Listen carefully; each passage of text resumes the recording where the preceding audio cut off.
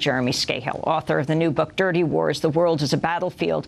He's also producer and writer of the documentary film by the same title, Dirty Wars, which premieres in theaters around the country June 7th. He's national security correspondent for The Nation, author of Blackwater, The Rise of the World's Most Powerful Mercenary Army, and is Democracy Now! Correspondent. Joining us by Democracy Now! Video stream from the Sanctuary for Independent Media, a community media space in Troy, New York, where he spoke last night.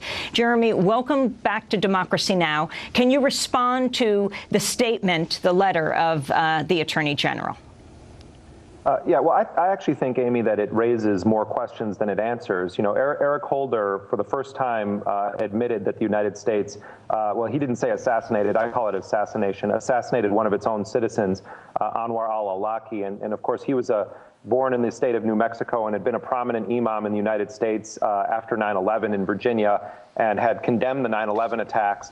And he was a guy who really was radicalized by U.S. policy and ended up going back to his ancestral homeland of Yemen and started preaching against the United States. And beginning in mid-2009, the Obama administration had made a decision that it was going to try to take him out. And eventually, after numerous attempts to kill him with a drone strike, the Americans succeeded in killing him on September 30th, 2011. And so in Eric Holder's letter, he talks about how Anwar al-Awlaki was actively involved in imminent plots against the United States, that he had directed the so-called underwear bomber, Umar Farouk Abdul-Muttalib, who tried to blow up a U.S. airplane over the city of Detroit on Christmas Day, 2009. And what's interesting is that all of these allegations are made by Eric Holder, but no actual evidence has ever been presented against al-Awlaki to indicate that he played the role that Eric Holder is asserting. His trial was basically just litigated through leaks in the press. He was never indicted on any of these charges. And Holder, in fact, in his letter, says that we have all of this evidence, but it's too dangerous to be made public. And so there's really a continuation, a posthumous trial of Anwar al-Awlaki through leaks and now through this letter from Eric Holder. On the issue of the other Americans that were killed, you know, Jude Mohammad was a suspect who had been indicted, and his family was contesting those charges, and we don't know the circumstances over how he was killed. Samir Khan, who was a Pakistani American from North Carolina, was killed alongside Anwar al-Awlaki. My understanding is that there was a grand jury convened and they'd failed to return an indictment against him. So he was actually someone where they looked at trying to charge him with a crime and failed to get an indictment against him. His family, in fact, was told by the FBI before his death that there were no criminal charges pending against him. So he was another American killed. And perhaps the most disturbing is the killing of Abdulrahman al-Awlaki, Anwar al-Awlaki's 16-year-old son, who was killed 2 weeks after his father while he was sitting having dinner with his teenage cousins. And in the letter, Eric Holder says that besides Anwar al-Awlaki, the other three Americans were, and he used an interesting phrase, not specifically targeted. You know, what does that phrase mean? It's almost like an Orwellian statement, not specifically targeted. Well, it could mean that these individuals were killed in the signature strikes that you mentioned, which is a sort of form of pre-crime where the U.S.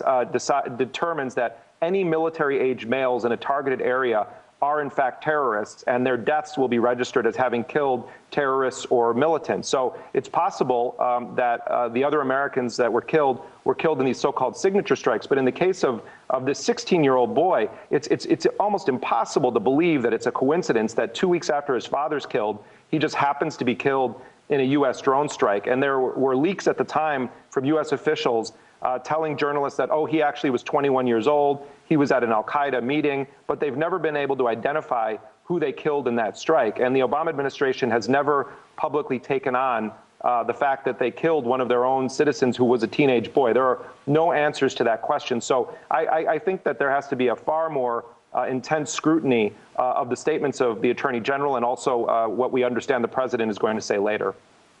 Well, Jeremy, in his letter to Congress, U.S. Attorney General Eric Holder said of the 4 Americans killed by drones that only Anwar al-Awlaki was specifically targeted by those drones. But during his appearance on Rachel Maddow's show, Jay Johnson, former Pentagon General Counsel, was asked if this means the other 3 Americans were effectively killed by accident. This was his response. They're effectively saying it was an accident. We're effectively saying that they were not targeted as part of those specific operations. But killed anyway. But they were obviously killed. Shouldn't that afford their families some kind of recourse? That is a very good question. I think you should put that to the Department of Justice. If I were putting it to you as a lawyer in private practice who knows from these things, what would you say? Like I said, it's an interesting question. It doesn't come up too often in my private practice, but it's an important question. And as you probably know, Anwar al-Awlaki's father brought a second lawsuit after his son was killed for wrongful death, seeking damages for the loss of his son and his grandson. And I believe that lawsuit is still pending right now. That was Jed Johnson, former Pentagon General Counsel. Jeremy, your response and also your sense of what this upcoming trial might reveal. Right. Well, it's interesting that when Rachel Maddow is sort of pushing him and saying, so you're saying that this was an accident, he doesn't say, yes, it was an accident. He says they were not specifically targeted as part of that operation. I'm not even sure what he means by that, because I think it's telling that he's parsing words in that way. I think it's quite possible that, as I said, that this was a signature strike or some other form of a strike that we're not aware of, because they're not coming out and actually saying, oops, this was an accident that we killed these Americans. They're using these terms that really are sort of Orwellian. The other thing to remember is when the Department of Justice white paper was leaked shortly before John Brennan had his confirmation hearings, what we learned was that the Justice Department and the administration lawyers had redefined the term imminent to describe an imminent threat against the United States. And what they said is that if anyone had been involved with past plots against the United States, that they would be considered an imminent threat to the United States. So what they're doing is redefining terms and making it so that they don't have to actually own the fact that they've killed their own citizens. I mean, is someone specifically targeted if you are intending to kill them because of a belief or a principle that any military-age male in a certain region is a legitimate target? That would fall under the rhetoric of both Jay Johnson and of the Eric Holder letter. So, I mean, I really think that Congress needs to step it up and ask how these Americans were killed. But I also think that on both a moral level and my understanding also on a legal level, it really is irrelevant whether they're Americans or non-Americans. Why I think it's important to focus on these cases is because how a society will treat its own citizens is a good indicator of how it's going to treat non-citizens around the world. And if the basic standards of due process are not being afforded to American citizens, then they certainly are not going to be afforded to non-American citizens. So I see this as a very high-stakes issue that we're facing right now. And we have a Congress that largely is failing to ask the right questions. Jeremy, we wanted to go back to Jay Johnson, the former Pentagon General Counsel, being questioned by Rachel Maddow on her show on MSNBC. He said Holder's letter set forth this new standard for the U.S.'s counterterrorism activity. That the individual must be a continuing and imminent threat to Americans, and that capture should not be feasible. Those standards previously were only in place when it comes to U.S. citizens. And what the letter discloses is that from this point forward, and this has probably been in place for a while now, that standard will be in place for any targeted lethal force off the so-called hot battlefield. And that's a pretty rigorous standard. And I think it's an acknowledgement that we are moving to a different phase in our counterterrorism efforts. We've been in a so-called armed conflict now for almost the last 12 years, since 9/11. That has involved the U.S. military. It's involved other assets of the U.S. government. And we're now in a different phase. Some call it an inflection point, where core al-Qaeda has been effectively disseminated, captured, or killed. And we see splinter groups, we see affiliates in North Africa, in other places. And so I think what you're seeing now is an acknowledgement that we need to move away from conventional armed conflict to the more traditional approaches to counterterrorism, where you have intelligence assets, law enforcement assets, the military in reserve, and the bar is going to be really high when it comes to targeted lethal force. So that is, to me, that is actually probably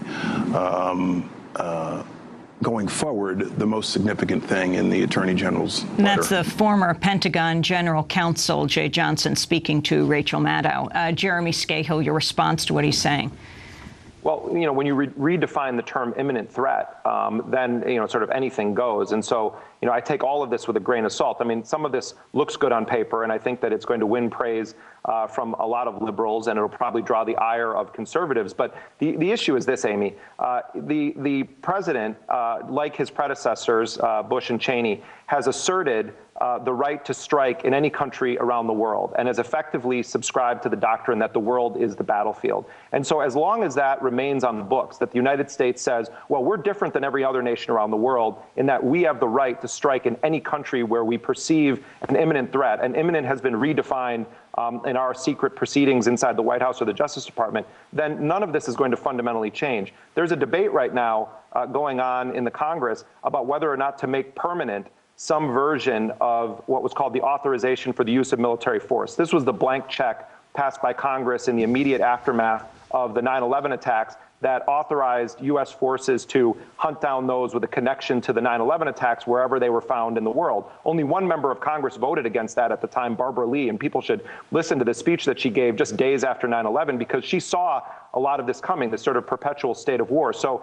when you take the fact that the United States has both Republican and Democratic presidents that assert that the world is a battlefield, and you have a popular Democratic president, constitutional lawyer by trade, who won the Nobel Peace Prize, who is trying to streamline and create a sort of permanent infrastructure for conducting assassination operations, then whether they're sort of tweaking it and they have a drone court, or they're saying, well, we're going to use these redefined definitions of imminent to determine who we can strike and who we can't strike, then really what it's doing is just sort of ensuring that this is going to continue on in perpetuity. So, you know, I think that there's a bit of a dog and pony show going on here, despite the fact that there are these overtures to the anti-targeted killing or assassination crowd where they're trying to say, well, we're going to do this in a cleaner way. The whole thing has just been one massive dirty operation.